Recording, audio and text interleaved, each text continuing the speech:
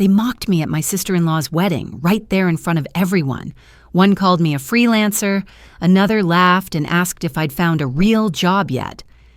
What they didn't know was that the office Haley was dying to work for, the CEO's chair she dreamed of, it already had my name on it. Hi, I'm Naomi. And for years, I let them believe I was just the quiet one at the table. But that Monday morning, when Haley walked into her dream interview and saw me behind the desk, everything changed. How did I go from the family's afterthought to the woman holding all the cards? You're about to find out. Before we dive into the story, let me learn a bit about you. If you're a charming lady, please leave the number 1 in the comments, and if you're a dashing gentleman, leave the number 2. This way I can send you a special greeting. Now, let's start the story together. Thanksgiving at the Linwood house always smelled like rosemary, lemon polish, and too much pride. I arrived 20 minutes late. Back-to-back client calls and Southern California traffic don't mix. But no one really asked why. Janice gave me a tight-lipped smile. Haley air-kissed my cheek with an exaggerated "finally," and Tyler just touched my elbow like he always did when he wanted me to smile and let things go. The dining room was dressed like a catalog. White tablecloth, silver cutlery, prim flower centerpieces. Haley sat in the center, glowing in champagne silk, 2 cousins flanking her like bridesmaids in waiting. I took the seat nearest the hallway, far enough that I'd have to lean in to pass the butter. No one passed anything my way. Haley announced her engagement halfway through the salad. There was applause, of course. She waved her left hand like she was practicing for press photos. Reed proposed at Carmel last weekend, she beamed. Private overlook, just us and the sunset. Janice dabbed the corner of her eye, emotional in the way people are when everything goes according to plan. Ronald cleared his throat and stood. To Haley and Reed, he began, lifting his glass. A match made in good timing and even better ambition. Then came Uncle Ron. And to Naomi, he added, looking straight at me, still searching for her thing.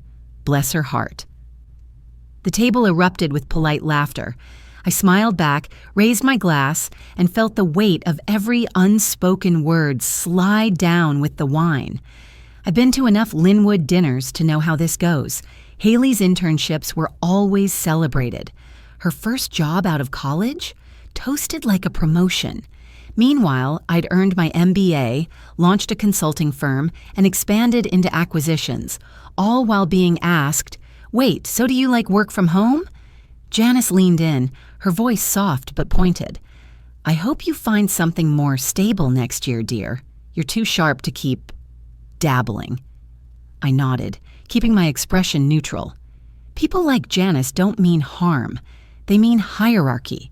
And in this family, stability meant structure, titles, a recognizable ladder to climb. Dinner moved on to the main course. Prime rib, honey-glazed carrots, perfectly baked rolls. The food was excellent, as always. It almost made the conversation palatable. Haley launched into wedding plans, her voice syrupy and self-satisfied. "I'm thinking Lake Tahoe for spring," she said. Smallish, of course. Just family, old friends, maybe a few colleagues. "Naomi, you could totally help coordinate the vibe. You've got free time, right?" I felt Tyler glance at me, but I didn't look his way. I didn't need rescuing. I needed remembering who I was and what they didn't know. I lifted my champagne slowly, eyes on the candlelight flickering across Haley's ring. Everyone was still admiring it, their world wrapped around her finger. They thought I was just attending this wedding. They had no idea I'd be reviewing the bride's resume next week. Her resume landed in my inbox with the subtlety of a spilled glass of wine. Unexpected, messy, and with just enough foam to make me pause. Amber handed it to me without a word, only that raised brow she reserved for rare gems and beautiful disasters. "Thought you might want to see this one first," she said, sliding the folder across my desk. "Name ring a bell?" I took one look and stifled a laugh. Haley Linwood, bachelor's from Brown, master's from USC, descriptors like visionary, results-driven, and self-starter peppered the page like confetti. Under experience, she listed grew department revenue by 42%, restructured underperforming teams, and spearheaded legacy marketing campaigns. All bold, all shiny, all a little too polished. I tapped my pen once on the edge of the folder, thinking back to a brunch last spring. Haley had shown up in a pastel pantsuit talking about crushing Q2, while I cleared plates and wiped a red wine ring off the tablecloth. She hadn't asked what I was working on. She never did. Amber waited, arms crossed, amused. "Is HR serious about this?" I asked. She got referred through one of our legacy pipelines. Apparently, her old department head said she had a sharp sense of branding and momentum. I flipped to the internal reviews. That's where the real story always lived. Mid-project drop-offs, reports rebranded without source credit, an intern complained about being cut out of a client presentation. Haley's name was there, buried under polite language and footnotes. "Want me to pass this to another exec?" Amber offered. "We can keep it clean." I shook my head. "Number, I'll handle it." Amber nodded, her tone shifting. "You're sure?" "I'm sure." There's a rhythm to power when you've built it quietly. You don't shout. You select. You prepare. I marked the file. Interview scheduled. Monday, 9 a.m., my office. The rest of the day moved in smooth lines, conference calls, equity reports, a potential acquisition review. I kept Haley's file on the corner of my desk, untouched but visible. Every so often I'd catch the edge of her resume glinting under the overhead light, like it was trying to impress someone. That night, just after dinner, my phone buzzed. Group text, Linwood family. Haley. "Big week ahead. Just landed an interview with a major firm. Maybe I'll meet the CEO if I play my cards right." I stared at the screen, thumb hovering over a reply I wouldn't send. The dinner table had always belonged to her. Let's see how she handles mine. I closed the text, leaned back in my chair, and smiled. Let the stage be set. Rehearsal dinners are where everyone pretends. The cake matters more than the conversations. The smiles are sincere, and no one notices who's seated furthest from the head table. The breeze off the Santa Barbara shoreline carried hints of salt and jasmine as I stepped onto the patio of the resort. Fairy lights swayed gently over white linen tables. Waiters in black vests passed flutes of champagne and miniature crab cakes. I arrived alone. Tyler was driving up after work, or at least that's what the last text said. Something about delays and logistics that translated to "don't expect backup." I found a quiet place near a low planter of baby's breath and hydrangeas, the kind of flowers chosen more for aesthetic than sentiment. Janice had curated every inch of the scene, from dusty blue accents to the monogrammed napkins, except perhaps for the guests' genuine interest in being there. Haley made her entrance in a backless silk dress, radiant and calculated. She floated from table to table, absorbing praise like sunlight. When she reached me, she looped an arm around my waist with that breezy tone she used when she wanted to look generous. "This is Naomi," she told a pair of older guests.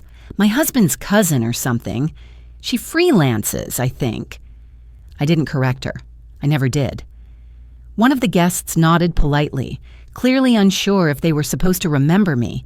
Haley moved on before I could say anything, not that I had anything worth adding in that setting. The pianist in the corner shifted into a slow, instrumental version of "Can't Help Falling in Love." My phone buzzed. Amber. Interview confirmed. She showed up early, already rearranging the lobby magazines. I let out a quiet breath, the kind that didn't rise to a sigh. Haley was nothing if not eager. "Darling," Janice called from across the patio, "isn't Haley just glowing tonight?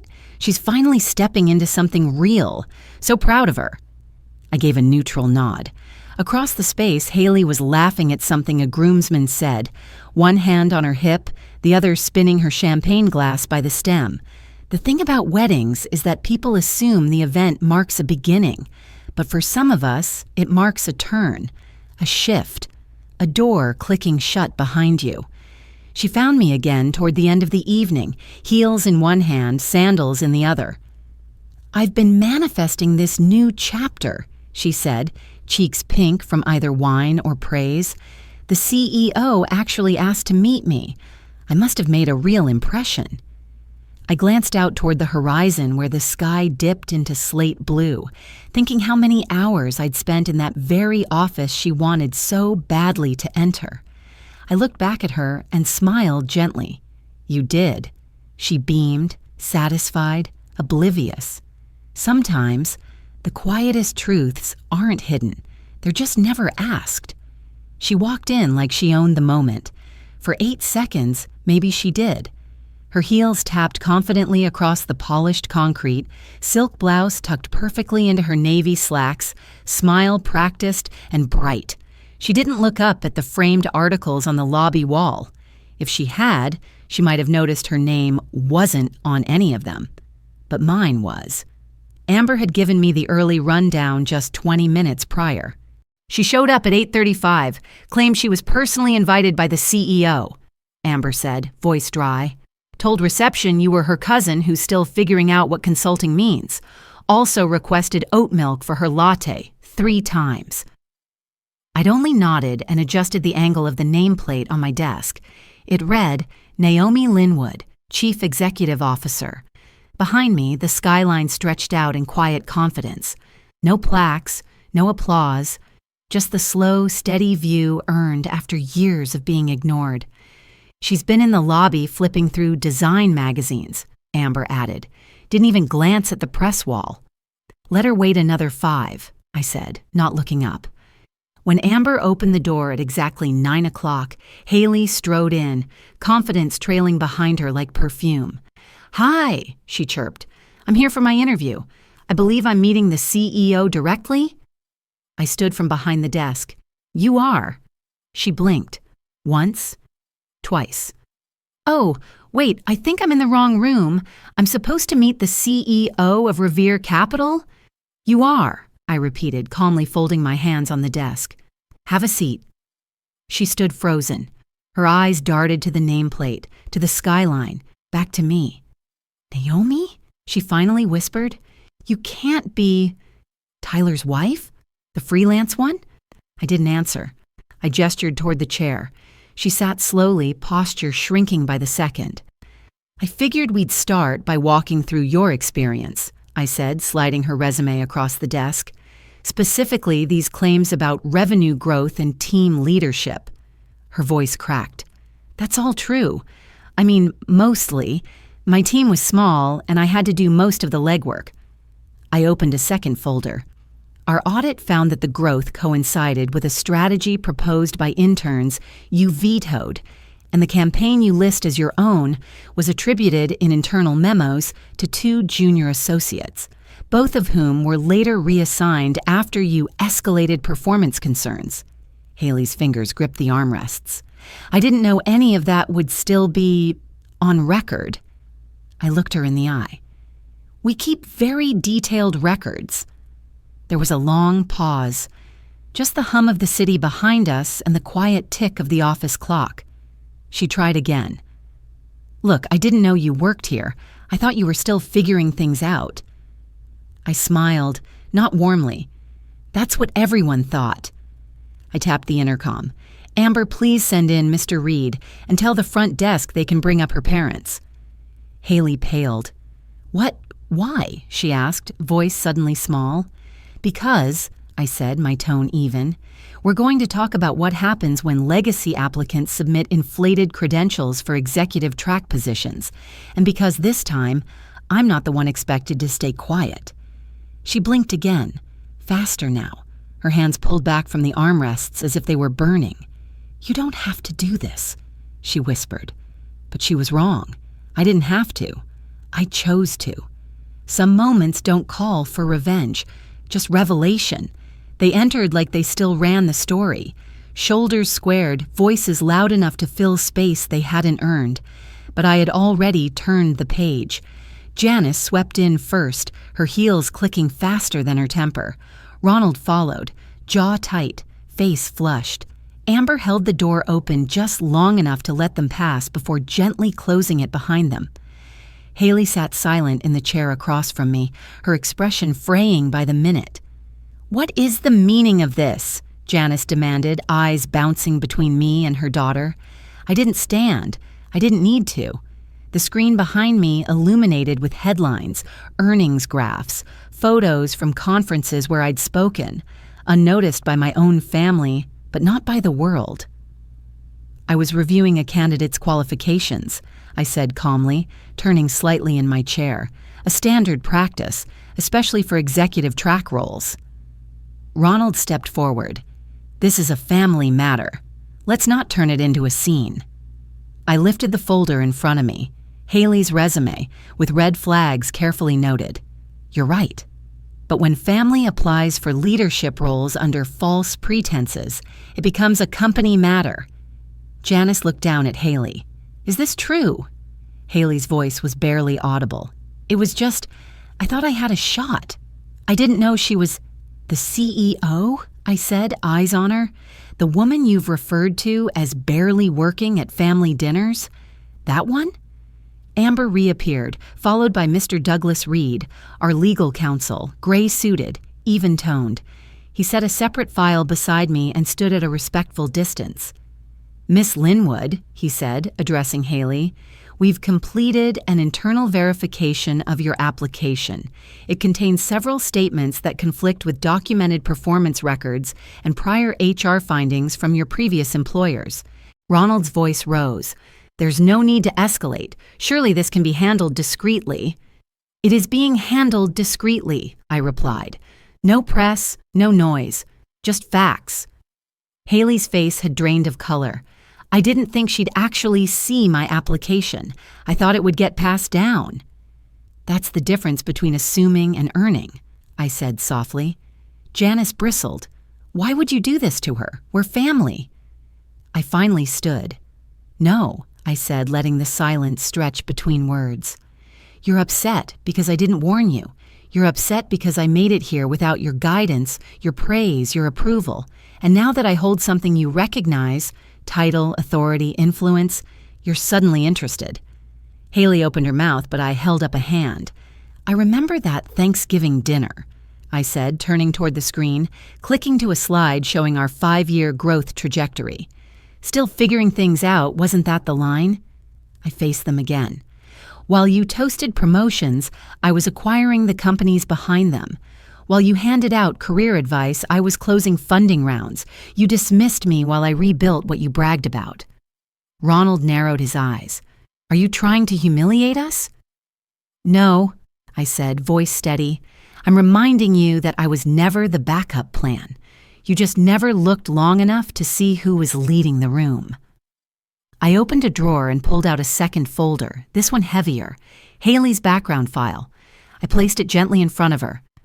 "We hold a high standard here," I said, meeting her eyes. "Family or not." Haley stared at the file, unmoving. Janice reached out as if to close it, but I stepped between.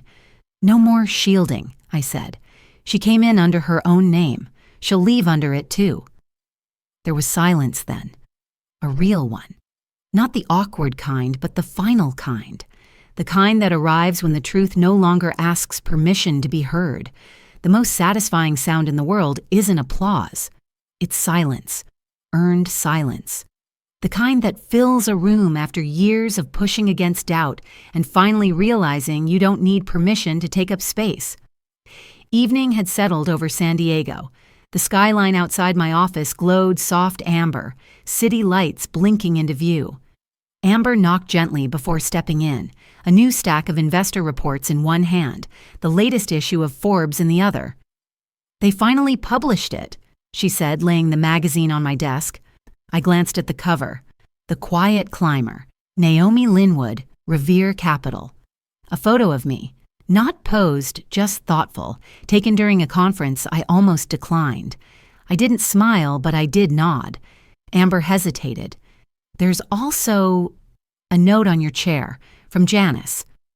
I waited until she left, then sat down, the leather warm from sun and use. I pulled open the top drawer, the one most people never noticed.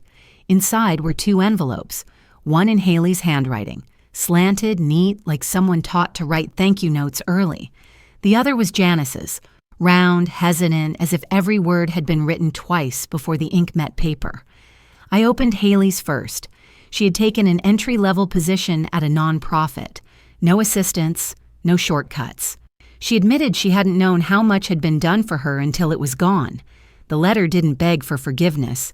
It just acknowledged. Janice's card was smaller, lavender-scented.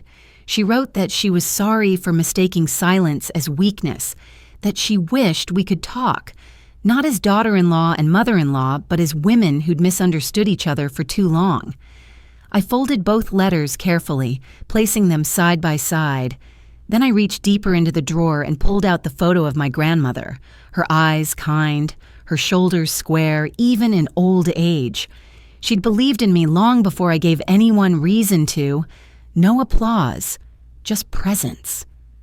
I placed the letters beside her photo and rested a hand on the frame. "You knew before they did," I whispered. That was enough. In the quiet that followed, I watered the orchid by the window, now blooming again after its long stillness. I turned off my phone, setting its screen down. The blinds closed slowly, soft as breath. Amber knocked once more, gentler this time. "You okay?" she asked. I looked up, a trace of peace settling across my shoulders. "I didn't need the last word," I said. "I needed the last move." Some victories don't need a microphone. That evening, as I placed their letters beside my grandmother's photo and closed the drawer, I felt something quieter, but deeper, settle inside me. Sometimes the loudest success is the one that doesn't ask to be noticed. We spend years trying to earn approval from those closest to us, only to learn that peace often arrives when we stop asking and start standing. True worth doesn't bloom from validation. It grows when we keep going, even when no one claps. If this story reminds you of someone who's walked a quiet path, I invite you to share your thoughts. And if you've ever been underestimated, just remember, you don't need the last word, just the last move.